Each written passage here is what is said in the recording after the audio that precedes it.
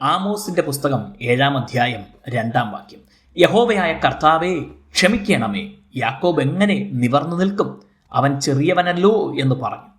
ഈ അധ്യായത്തിൽ ആമോസ് 2 പ്രാർത്ഥനകൾ ചെയ്യുന്നുണ്ട്. ഈ വാക്യത്തിലും 5-ാം വാക്യത്തിലുമാണ് അത് കാണുന്നത്. ആദ്യത്തേത് ക്ഷമിക്കാനും, രണ്ടാമത്തേത് മതിയാക്കാനും ദൈവത്തോട് അപേക്ഷിക്കുന്നു. യെശയ്യാ പ്രവാചകന്റെ സമകാലീനനായ BC 8-ാം നൂറ്റാണ്ടിലെ പ്രവാചകന്മാരിൽ ഒരാളാണ് ആമോസ്. യെശയ്യാവ് തെക്കൻ രാജ്യമായ യഹൂദ്യയിൽ പ്രവചന ശുശ്രൂഷ നിർവഹിച്ചപ്പോൾ ആമോസ് വടക്കേ രാജ്യമായ ഇസ്രായേലിൽ ദൈവാലോചന അറിയിച്ചു. അദ്ദേഹം തൊഴിൽ കൊണ്ട് ആട്ടിടയനും കാട്ടത്തിപ്പഴം പെറുക്കുന്നവനുമായിരുന്നു.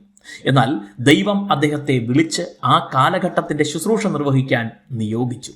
നാം ഏത് ജീവിത സ്ഥിതിയിലായിരുന്നാലും ദൈവത്തിന് നമ്മെ തൻ്റെ പദ്ധതികൾ ഈ തലമുറയിൽ നടപ്പിലാക്കാൻ ഉപയോഗിക്കാൻ കഴിയും.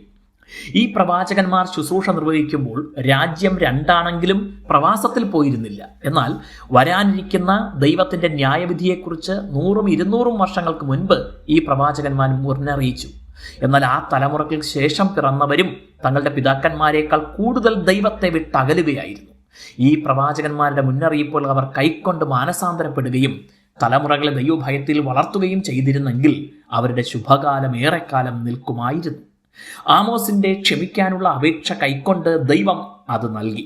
ആ കാലഘട്ടത്തിൽ നേരിട്ട പ്രശ്നങ്ങൾ മതിയാക്കണമേ എന്ന അപേക്ഷയും അവിടുന്ന് കൈക്കൊണ്ടു. എന്നാൽ വീണ്ടും ദൈവഭയമില്ലാത്ത ജീവിതം തുടർന്നവർ അനിവാര്യമായ തകർച്ച പിൽക്കാലത്ത് അനുഭവിച്ചു. നമ്മുടെ ജീവിതം എന്നും അഭിവൃദ്ധിയും സന്തോഷവും നിറഞ്ഞതായിരിക്കണമെന്ന് ദൈവം ആഗ്രഹിക്കുന്നു. തൻ്റെ വചനങ്ങളിലൂടെ മാനസാന്തരത്തിനായുള്ള ആഹ്വാനം നൽകുമ്പോൾ ഒരിക്കലും അതിനെ നിരസിക്കരുത്, സ്വയം നീതീകരിക്കരുത്. ദൈവകൃപയിൽ ആശ്രയിച്ച് മാനസാന്തരപ്പെടുക, ദൈവത്തിനായി ജീവിക്കുക. ഈ ലോകത്തിലും വരുവാനുള്ള ലോകത്തിലും അത് നന്മ മാത്രമേ വരുത്തൂ. ദൈവം നമ്മെ അനുഗ്രഹിക്കട്ടെ.